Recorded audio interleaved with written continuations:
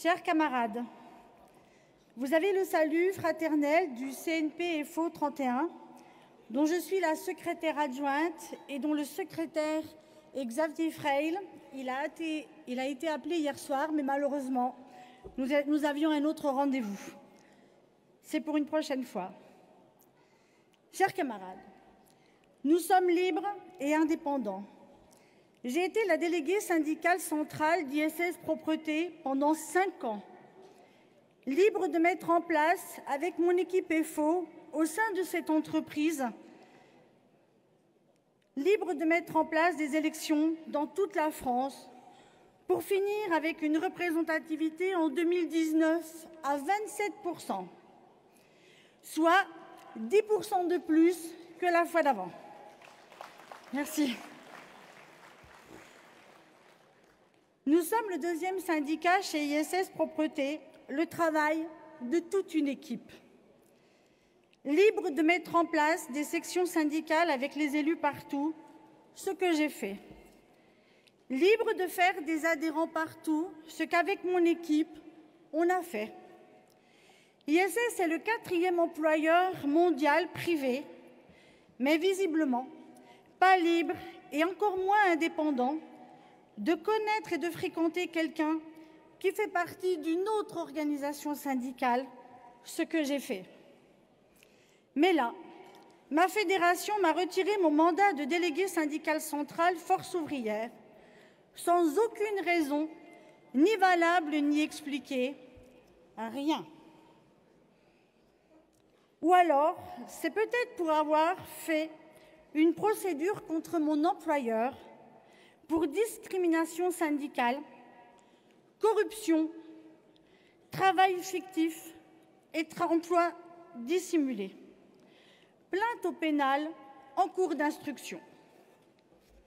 Puisqu'en effet, les délégués syndicales centrales des autres étiquettes syndicales ont un salaire brut entre 7 et 15 000 € mensuels.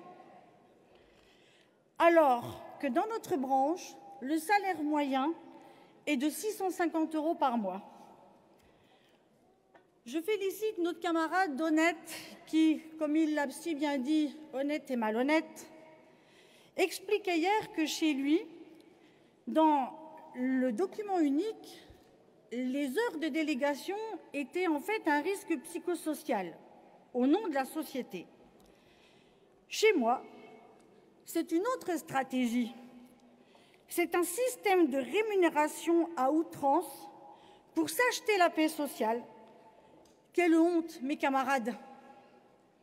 Quand on connaît la souffrance au quotidien de ces salariés et de ce personnel qui, pendant le Covid, n'aura jamais hésité d'aller jusqu'au péril de sa vie. Y aurait-il des camarades, entre guillemets, qui auraient des choses à cacher? Peu importe mon destin personnel, osez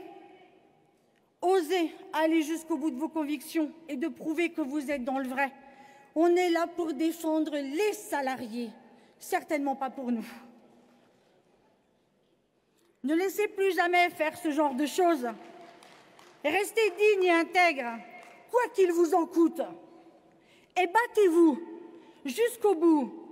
Si vous avez le courage et cette ténacité, et quelques soutiens locaux, et tôt ou tard, la justice, la vraie, finira par vous donner raison. Je remercie tout particulièrement et chaleureusement mon secrétaire général Serge Cambou, puisque je suis issue de Toulouse, Haute-Garonne, qui a su m'épauler jusqu'à ce jour, et je l'en remercie très vivement. Je rappelle aux dirigeants futurs de la Confédération, ayez un œil vigilant sur ce personnel qui souffre réellement, parce qu'eux, ils sont vraiment laissés pour compte, en fait. Ils souffrent au quotidien du manque de moyens criants. Ils n'ont rien. Nous devons d'être là pour eux. Ne dérogez jamais à nos valeurs et faites le nécessaire pour qu'on soit réellement libre et indépendant.